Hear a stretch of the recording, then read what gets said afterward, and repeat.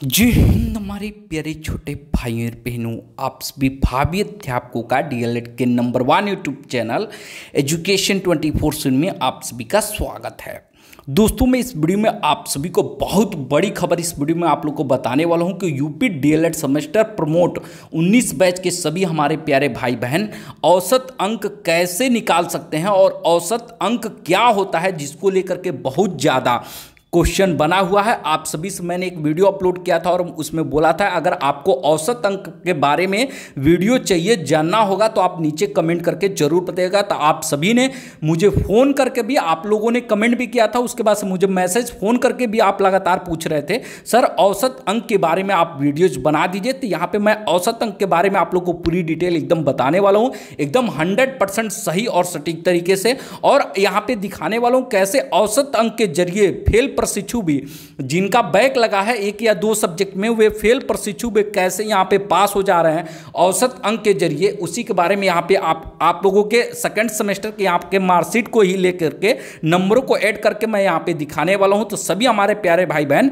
इस वीडियो को शुरू से लेकर अंत तक जरूर देखिएगा। और आप सभी जानते हैं कि यूपी डीएलएड संबंधित या पीएनपी कार्यालय संबंधित कोई भी अपडेट आती है, कोई भी सूचनाएं आती हैं, तो सबसे पहले हमारे ही द्वारा एजुकेशन 24/7 चैनल के माध्यम से आप लोग को अपडेट दी जाती है। तो आप सभी ने अभी तक हमारे चैनल को सब्सक्राइब नहीं किया होगा तो चैनल को भी सब्सक्राइब कर लीजिएगा, जिससे कि आपको यूपी डीएलएड और पीएनपी कार्यालय संबंधित हर एक महत्वपूर्ण जानकारी यहां पे सबसे पहले आप लोग को मिलती रहे। अब दोस्तों, यहां पे सबसे पहले हम लोग समझ लेते हैं औसत अंक होता क्या है। ठीक है, औसत अंक होता क्या है। तो यहाँ पे सबसे पहले यहाँ पे आप लोग को मैं दिखा दूँ, यहाँ पे देख सकते हैं UP DElEd 2019 second semester result. यहाँ पे नवंबर 2020 यानी कि आपके एग्जाम जो है नवंबर में हुए थे और ये 2019 बैच का ये रिजल्ट है सेकंड सेमेस्टर का। ये चीज़ आपको दिखाना सबसे जरूरी था। और सबसे जरूरी यहाँ पे है, आप देख सकते हैं आपके सेकंड सेमेस्टर में औसत की जरूरत कहाँ पड़ती है, ये दिखा दूँ मैं आप लोग को।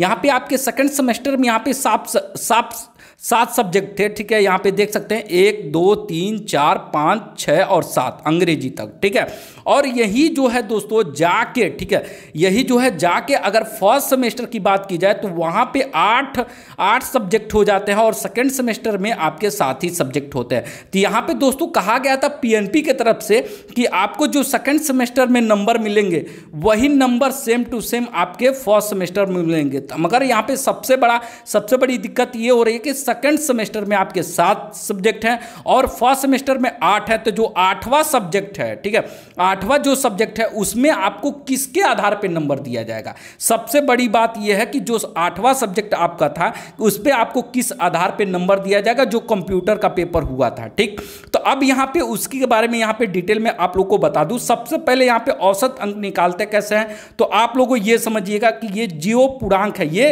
रिटेन का पूर्णांक है। ठीक है, जो आपकी परीक्षा होती है उसकी पूर्णांक है, तो इसको आप जोड़ेंगे तो 250 टोटल आएगा। ठीक है, इस वाले कॉलम को आप लोग को ऐड कर लेना, उसके बाद इस वाले कॉलम को आप ऐड करेंगे तो लगभग 123 नंबर आएगा। ठीक है, 123 नंबर यानी कि आपको 250 में 123 नंबर आपको हर हालत में पाना है। ये क्या है, रिटन के नंबर है। ठीक है, ध्यान दीजिएगा, ये रिटन के नंबर है, जो लिखित होता है उसका नंबर है। ठीक, उसके बाद से आपको 123 नंबर आपको हर हालत में पाने ही पाने हैं, तभी आप यहाँ पे पास हो पाओगे। तब यहाँ पे हम लोग ऐड करते हैं इनके, ये जो आप देख रहे हैं एक्सटर्नल नंबर जो देख रहे हैं मार्क्स अपडेट में, यहाँ पे ये जो नंबर आपको दिख रहा है यहाँ तक, ठीक है, 29 12 8 35 19 18, ये जो नंबर दिख रहा है आपको इन नंबरों को ऐड कर लेना है। ठीक है, आप सभी अपने मार्कशीट में इन 7 नंबर को दिख रहा होगा, 7 नंबर, इन सभी नंबरों को आप ऐड कर लीजिएगा। जैसे हम इन सभी नंबरों को ऐड करेंगे तो ये टोटल काउंट करने पे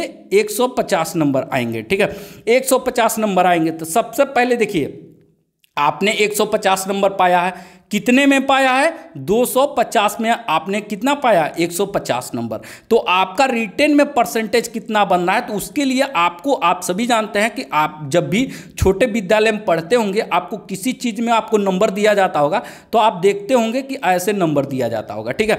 यानी कि मान लीजिए 100 नंबर का कोई आपका टेस्ट होता होगा तो जो आपका पूर्णांक है वो नीचे लिखा जाता होगा और आप जितने नंबर पाते होंगे उसको ऊपर लिख दिया जाता होगा। वैसे ही यहाँ पे सेम आप लोग को करना है कि जो आपका पूर्णांक है उसको नीचे लिख देना है और जितना आपने पाया है उतना ऊपर लिख देना। अब इसको परसेंटेज में कन्वर्ट करना है तो यहाँ पे गुणे 100 कर देना है, ठीक है। सिंपली तरीके से यहाँ पे गुणे 100 कर देना है और जब 100 आप करते हैं इस चीज को, ठीक है, यहाँ पे 100 करते हैं तो आपको अब इससे डिवाइड कर देना है। देखिए एक जीरो से एक जीरो यहाँ पे कट जाएगा और 25 यहाँ से 25 छक्के 150 होता है और यहाँ पे 6 का गुणा हो जाएगा 10 में तो ये हो जाएगा 60, यानी कि आपका आ गया 60%। यानी कि ये जो हमारे प्यारे भाई बहन का जिनका रिजल्ट है इन्होंने भेजा, इसीलिए इनका मैंने रोल नंबर, नाम, डिस्ट्रिक्ट सारी चीज़ें इनको हाइड कर रखी थी। इन्होंने भी कमेंट करके कहा था कि सर मेरे रिजल्ट के बारे में आप बता दीजिए, ठीक है। उन्होंने ही खुद रिजल्ट भेजा था तो यहाँ पे बता दो इनका रिटेन में 60% नंबर है। अब देखिए,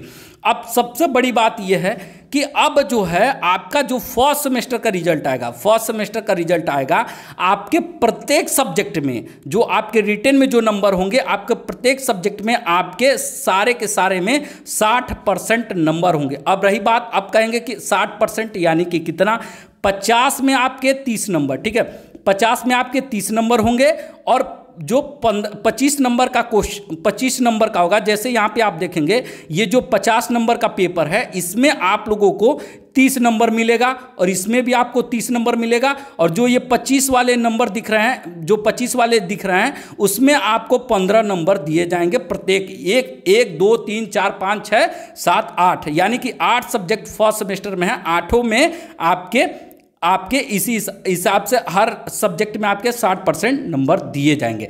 अब रही बात दोस्तों, सबसे बड़ी बात जो कंफ्यूजन वाली सबसे ज़्यादा बनी हुई है कि यहाँ पे आप देख सकते हैं कि ये जो पीएनपी के द्वारा न्यूज़पेपर में दिया गया है कि उन्हें पहले सेमेस्टर की परीक्षा और दूसरे सेमेस्टर में फेल होने वाले विषयों का इम्तहान देकर पास करना होगा, तब वे तीसरे सेमेस्टर में जा सकेंगे।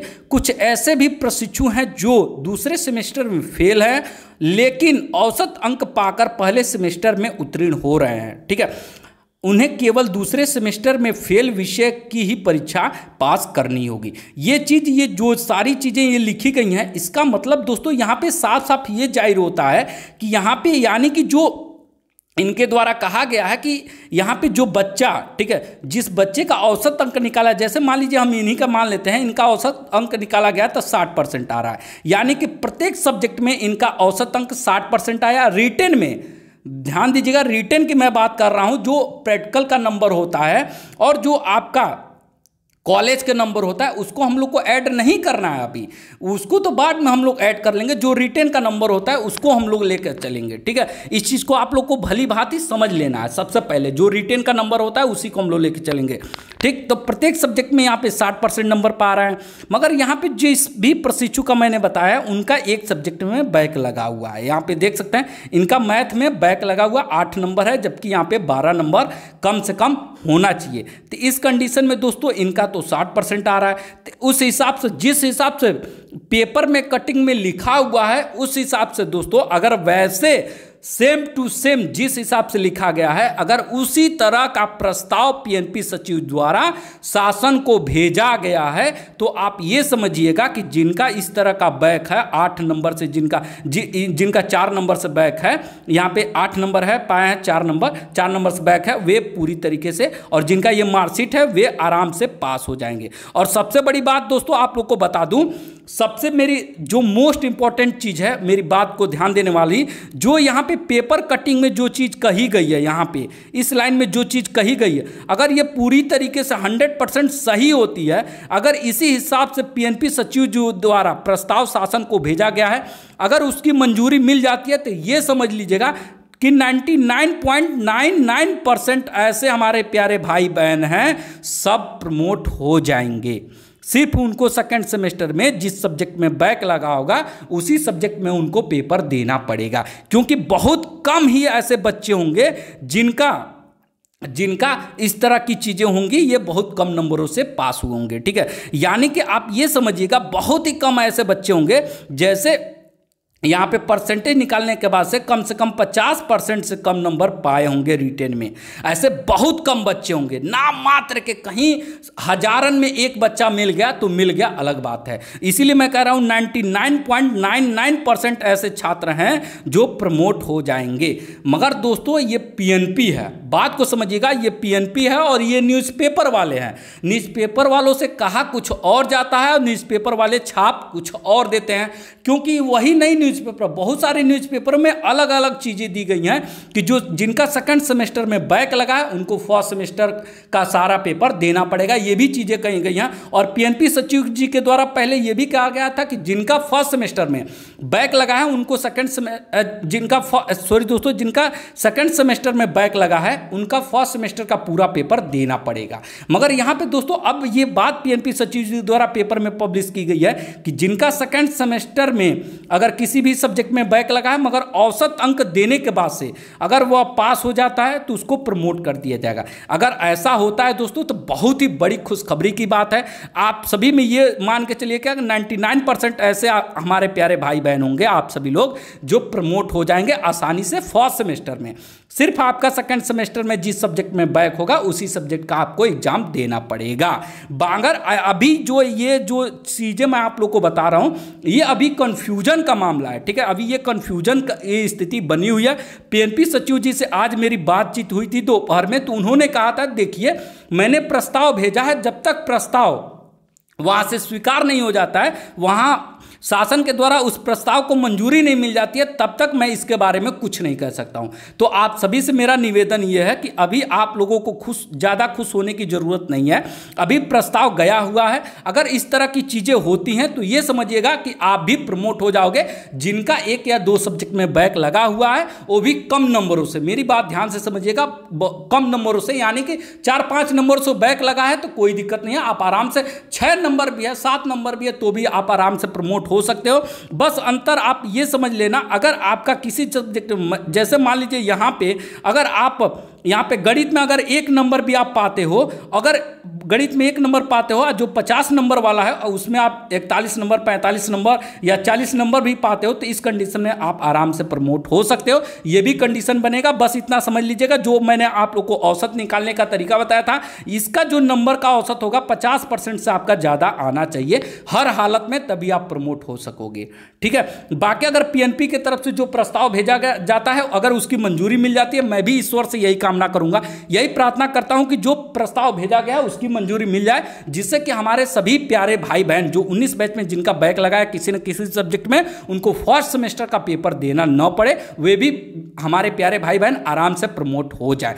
बाकी आप लोग को सारी चीजें सही और सटीक तरीके से समझ में आ गई होंगी। अगर कुछ अभी भी न समझ में आए तो आप कमेंट करके पूछ लीजिएगा। अगर इसके बारे में और भी कोई जानकारी चाहिए तो आप नीचे इस वीडियो के डिस्क्रिप्शन में अपने टेलीग्राम ग्रुप और व्हाट्सएप ग्रुप का लिंक दे रहा हूं, आप वहां से हमसे जुड़ जाइएगा। आप हमसे डायरेक्ट वहां से जुड़ के आप हमसे अपना सवाल पूछ सकते हैं, आपका हर एक सवाल का जवाब मैं यहां पे देता हूं। और इस वीडियो को अपने सभी प्यारे भाई बहन के साथ शेयर जरूर कीजिएगा, यह आपका कर्तव्य बनता है। बाकी पीएनपी की तरफ से कोई भी और अपडेट आती है तो मैं आगे आप लोग को अपडेट कर दूंगा। इस वीडियो में दोस्तों इतना ही, अपनों और अपना का ख्याल रखिए। तब तक दोस्तों जय हिंद, वंदे मातरम।